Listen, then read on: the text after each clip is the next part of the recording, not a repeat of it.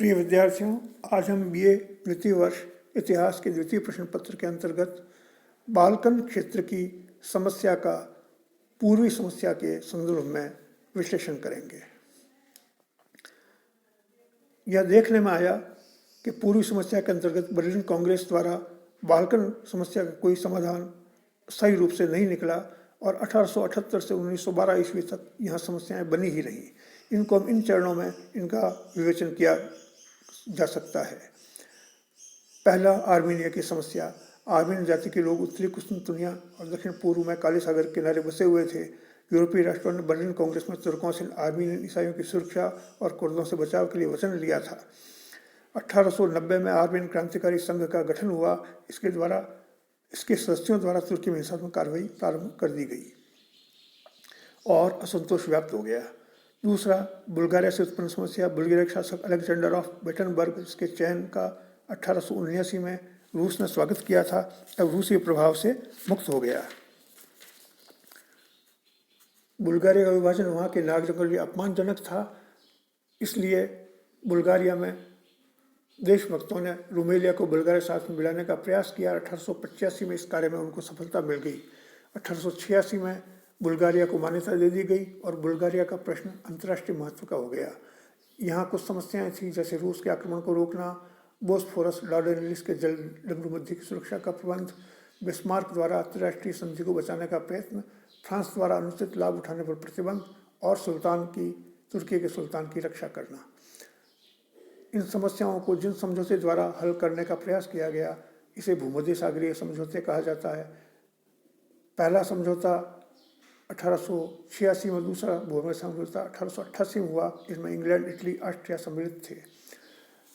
यूनान की समस्या के अंतर्गत 1896 में क्रीट का द्वीप यूनान के दक्षिण बिंदु के नज़दीक था, उसे तुर्की के शासन के अधीन कर दिया गया था। इस क्षेत्र में तुर्की के खिलाफ विद्रोह हो गया। 4 सितंबर 1897 में कुस्तुनतुनिया की संधि पर हस्ताक्षर किए गए। यूनान द्वारा तुर्की को युद्ध की क्षतिपूर्ति के रूप में बड़ी धनराशि देनी पड़ी। चौथा, युवा तुर्क। ये लोग मूल रूप से रूस के 1904-05 के आंदोलन से प्रभावित थे। इसी प्रकार का उदारवादी आंदोलन सुल्तान विरुद्ध छेड़ा गया। इनकी आशंका थी और आकांक्षा भी थी कि ऑटोमन साम्राज्य में पश्चिमी तर्ज पर आधुनिकीकरण होना चाहिए। ये लोग 1876 के संविधान को अपनाना चाहते थे, जहां तुर्की के सुल्तान ने सुधारों की घोषणा की थी। युवा तुर्कों ने सुल्तान के समान ही क्रूरता और बर्बरता दिखाई। सुल्तान अब्दुल हमीद के स्थान पर उसके छोटे भाई मोहम्मद पंचम को सुल्तान बनाया गया। युवा तुर्कों ने उदारवादियों को निराश किया, क्योंकि उनके नेता ने भी कोई ऐसा रचनात्मक कार्य प्रस्तुत नहीं किया जिससे तुर्की का भविष्य उज्जवल हो सकता हो। बोस्निया और हर्जेगोविना की समस्या के अंतर्गत ऑस्ट्रिया ने इनका अपने राज्य में विलीन करते हुए बर्लिन की संधि शर्तों का उल्लंघन किया। रूस फलतः फ्रांस के निकट आ गया। इटली और तुर्की। युवा तुर्क आंदोलन का दूसरा अंतर्राष्ट्रीय परिणाम 1911 में इटली द्वारा त्रिपोली पर नियंत्रण स्थापित करने के रूप में प्रकट हुआ। 1911 में इटली ने तुर्की विरुद्ध युद्ध की घोषणा कर दी। इटली को बड़ी सफलता प्राप्त नहीं हुई, उसे भारतीय आर्थिक हानि उठानी पड़ी और 1912 में लासेन की संधि द्वारा त्रिपोली पर इटली के अधिकार की पुष्टि हो गई। इस तरह तुर्की का एक भाग उससे अलग हो गया। बाल्कन राज्य का संघ और बाल्कन युद्ध 1912-13। मैसिडोनिया का प्रदेश, जो बाल्कन राज्यों और तुर्की के बीच युद्ध का कारण बना, एक पड़ोसी पहाड़ी क्षेत्र था। यह यूनान, अल्बानिया, सर्बिया और बुल्गारिया के मध्य में स्थित था। इसका सलोनिका बंदरगाह एजियन सागर में स्थित था। यहाँ पर उपरोक्त सभी राज्य से जुड़े लोग रहा करते थे। इन सब में आपसी तनाव था। युवा तुर्कों ने पश्चिम से प्रेरित होकर यहाँ समान कानून संहिता, अनिवार्य सैन्य भर्ती से कार्यक्रमों की घोषणा की। 1911 में बाल्कन राज्यों ने आपसी तनाव शत्रुता को बढ़ा दिया और वे मैसिडोनिया को मुक्त कराने के लिए एकजुट हो गए। इस तरह 1912 में बुल्गारिया, सर्बिया, यूनान और मॉन्टेनीग्रो के बीच प्रथम बाल्कन संघ की स्थापना हुई और प्रथम बाल्कन युद्ध 1912-13 में लड़ा गया। 8 अक्टूबर 1912 को मॉन्टेनीग्रो ने तुर्की से युद्ध छोड़ दिया। एक सप्ताह में बुल्गारिया, यूनान, सर्बिया ने भी युद्ध छेड़ दिया। 1 माह में उन्होंने तुर्की की सेना को परास्त कर दिया। मई 1913 में लंदन की संधि पर हस्ताक्षर हुए। इस तरह पहला युद्ध समाप्त हो गया। निर्णय हुआ तुर्की से एड्रियानोपल ले लिया जाए और शेष 3 नगरों पर तुर्की का ही अधिकार रहे। युवा तुर्कों द्वारा विद्रोह हुआ। उनके नेता अनवर ने तुर्की के प्रधानमंत्री को त्यागपत्र देने के लिए बाध्य किया। अब तुर्की के पास केवल कुस्तुनतुनिया स्कूटारी शेष रहे। बुल्गारिया ने एड्रियानोपल पर पुनः अधिकार कर लिया। अप्रैल 1913 के मध्य तुर्की और बुल्गारिया में युद्ध विराम हुआ और लंदन में संधि वार्ता प्रारंभ हुई। ऑस्ट्रिया के दबाव में मोंटेनिग्रो ने स्कूटारी को छोड़ दिया।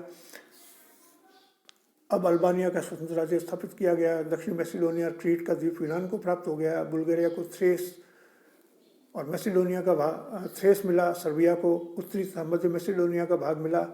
तुर्की की सीमाओं का निर्धारण किया गया।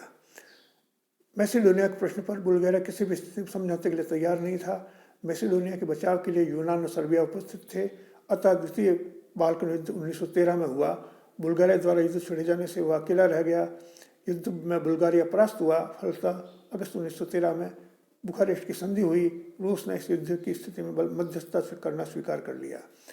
इस संधि में बुल्गारिया को दोब्रुजा और रोमानिया को देना पड़ा और सिलिस्ट्रिया का महत्वपूर्ण दुर्ग भी इसमें था। सर्बिया को कोसोवो, आचरीडा सहित मध्य मैसिडोनिया, नोवी बाजार का पूरी भाग प्राप्त हुआ। यूनान को अपिरस, दक्षिण मैसिडोनिया, सलोनिका और मेस्टा नदी तक का समुद्र दे दिया गया।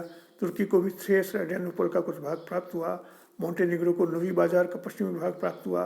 बुल्गारिया को मैसिडोनिया में 9000 वर्ग मील का भूभाग प्राप्त हुआ। बुल्गारिया का सीधा संबंध एशियन सागर से हो गया। बाल्कन युद्धों से अंतर्राष्ट्रीय स्थिति और भी विचित्र हो गई। हर राष्ट्र इन निर्णयों को अंतिम मानने के लिए तैयार नहीं था।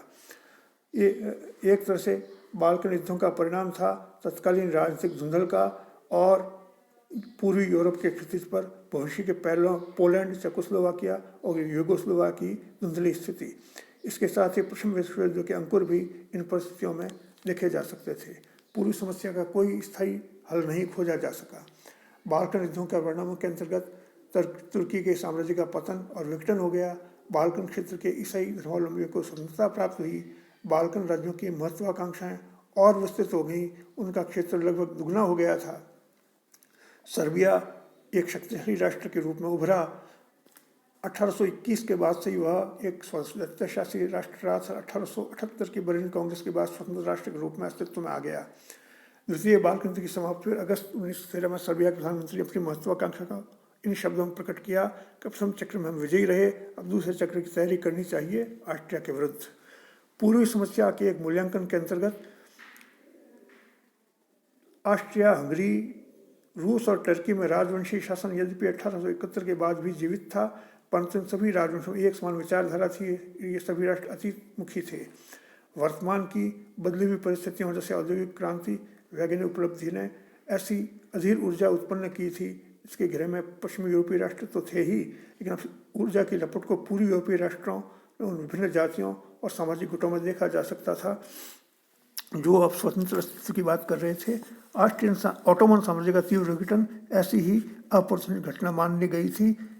पूर्वी समस्या के प्रति सभी यूरोपीय राष्ट्रों का उपेक्षा भाव था। ऑटोमन साम्राज्य के अधीन बड़ी संख्या में रहने वाले ईसाई धर्मावलंबी थे।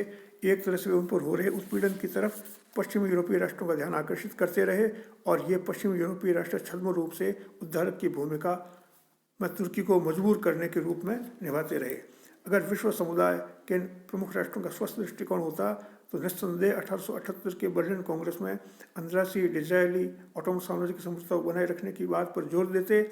क्रीमिया युद्ध के उपरांत स्थितियों में तेजी से परिवर्तन आया था। बाल्कन राष्ट्रवाद की विजय अवश्यंभावी थी। यह परिवर्तन ऑस्ट्रिया के हंगरी साम्राज्य के लिए भयावह था, क्योंकि पुराना शासन वंश ही इस राष्ट्रवाद की ज्वाला को बुझाने में सक्षम था। निष्कर्षतः कहा जा सकता है कि अगर प्रमुख यूरोपीय राष्ट्रों ने बाल्कन प्रदेश के नवोदित राष्ट्रों को व्यवस्था सामंजस्य स्थापित करने में मदद दी होती तो संभवतः 1914 में यूरोप युद्ध के कगार पर नहीं होता। पूर्वी समस्या ने न केवल बाल्कन समस्या को जन्म दिया वरन प्रथम विश्व युद्ध की पृष्ठभूमि भी निर्मित की। आज के वीडियो में इतना ही। धन्यवाद।